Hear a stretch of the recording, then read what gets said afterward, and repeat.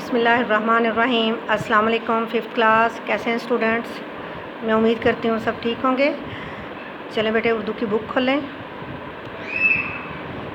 جی۔ آج ہم پڑھ رہے ہیں سبق نمبر 10 ہے اور اس کا عنوان کیا ہے؟ بھائی کے نام خط۔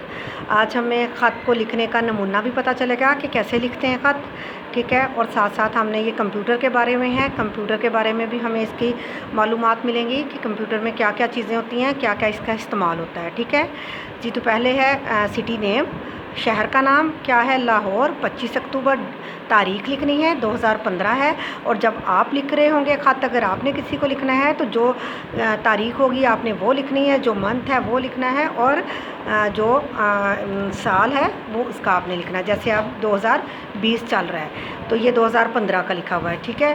پیارے بھائی محمد علی، جس کے نام لکھنا ہے، اگر بھائی کے نام لکھنا ہے تو بھائی کا نام، اور اگر کسی اور کے لیے لکھنا ہے تو اس کا نام۔ لیکن ہم یہ پڑھ رہے ہیں اپنا لیسن، تو اس میں کیا ہے؟ بھائی کے نام ہے اور اس کے بارے میں ہم پڑھیں گے، ٹھیک ہے۔ تو آگے ہے السلام علیکم، اور یہ نشان ہوگا، اس کے بعد یہ سائن ہوتا ہے ٹھہرنے کا، سلام کرنے کے بعد، پھر اس کے بعد آپ آگے ریڈنگ سٹارٹ کرتے ہیں، ٹھیک ہے۔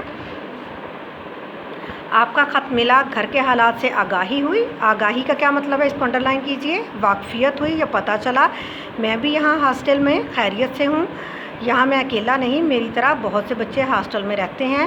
یعنی انہوں نے بتایا اپنے بھائی کو، گھر والوں کو بتایا کہ میں ہاسٹل میں پڑھنے کے لیے، ایک بھائی ہاسٹل میں پڑھنے کے لیے چلا گیا ہے، اور اس نے اپنے بتایا کہ میں یہاں اکیلا نہیں ہوں، میری طرح بہت سے بچے ہاسٹل میں رہتے ہیں، لیکن اس کے باوجود آپ سے دوری کا احساس شدت سے ہوتا ہے، کہ یعنی جو گھر کی یاد ہے وہ شدت سے بہت اس کے اندر شدت پائی جاتی ہے، بہت احساس، خاص طور پہ احساس پایا جاتا ہے کہ میں گھر سے دور ہوں۔ میں آپ کا اس خط کا جواب ای میل کے ذریعے دینا چاہتا تھا، لیکن پھر دل میں خیال آیا کہ آپ نے خط لکھا ہے تو میں بھی آپ کو خط لکھوں، کہ زمانہ اس نے کہا کہ نا آپ نے خط لکھا ہے، لیکن زمانہ جو ہے وہ نیٹ کا آ گیا ہے، کمپیوٹر کا آ گیا ہے، تو ای میل کے ذریعے بھی خط تو کافی دنوں کے بعد، 3-4 دن کے بعد پہنچے گا، لیکن آپ کو پتہ ہے کہ کتنی جدت آ گئی ہے کہ کمپیوٹر کے ذریعے تو فوراً سے ای میل آپ کو مل جاتی ہے۔ جیسے ہی آپ نے اپنا کمپیوٹر آن کرنا ہے، جس نے بھی جو کچھ بھی لکھا ہوگا وہ آپ کو فوراً سے مل جائے گا۔ تو اس نے کہا لیکن پھر میں نے سوچا ہے کہ آپ نے خط لکھا ہے تو میں بھی آپ کو خط لکھوں۔ آپ نے اپنے خط میں مجھ سے اسکول کی کمپیوٹر لیب کے بارے میں دریافت کیا ہے، دریافت یعنی معلومات لی ہیں کہ کیسی ہے اور میں اس سے کتنا فائدہ اٹھاتا ہوں۔ پیارے بھائی، ہمارے اسکول کی کمپیوٹر لیب میں بہت سے کمپیوٹر موجود ہیں۔ کمپیوٹر لیب کیا ہوتی ہے؟ یعنی ایک علیحدہ سے ایک لیب بنائی گئی ہے جہاں پہ کمپیوٹر ہی کمپیوٹر ہوتے ہیں، کمپیوٹر والا کمرہ، ٹھیک ہے۔ ہر بچہ کمپیوٹر ٹیچر کی رہنمائی میں ہر روز تقریباً 1 گھنٹہ کمپیوٹر استعمال کرتا ہے۔ میں جب گھر میں تھا تب بھی کمپیوٹر استعمال کرتا تھا، لیکن اس کی اصل افادیت کیا ہے؟ اس کو انڈر لائن کیجئے کہ اصل اس کا فائدہ مجھ پر اب ظاہر ہوا ہے، یعنی اس کی افادیت۔ ہماری لیب میں انٹرنیٹ کی سہولت بھی ہے۔ انٹرنیٹ کو کمپیوٹر کی روح کہا جا سکتا ہے۔ انٹرنیٹ کے بغیر کمپیوٹر محدود پیمانے پر کام کرتا ہے، لیکن انٹرنیٹ کی سہولت ہو تو اس کے ذریعے آپ ہزاروں کلومیٹر دور بیٹھے اپنے کسی بھی دوست کو ای میل کر سکتے ہیں۔ ای میل کے ذریعے ہم مختصر پیغامات، مضامین اور تصاویر چند سیکنڈ میں بیٹھے بٹھائے اپنے دوستوں کو بھیج سکتے ہیں۔ اب کمپیوٹر کا کام موبائل فون سے بھی لیا جانے لگا ہے۔ میں نے بھی اپنا ای میل اکاؤنٹ بنا لیا ہے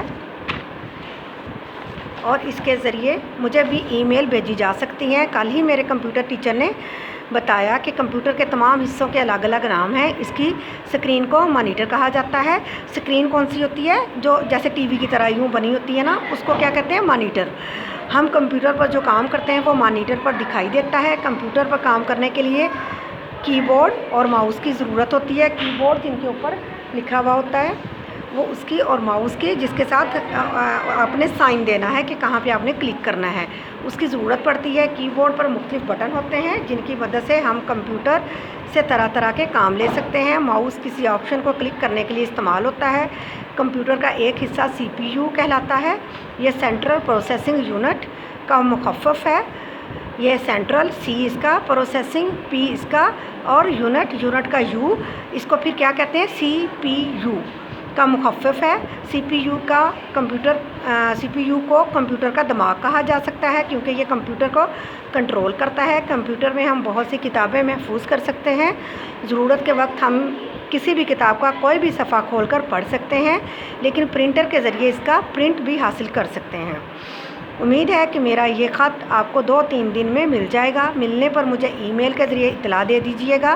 میرا ای میل ایڈریس ہے ehsan14@gmail.com۔ مجھے آپ کی ای میل کا شدت سے یعنی بے صبری کے ساتھ انتظار رہے گا۔ آپ کا بھائی احسن۔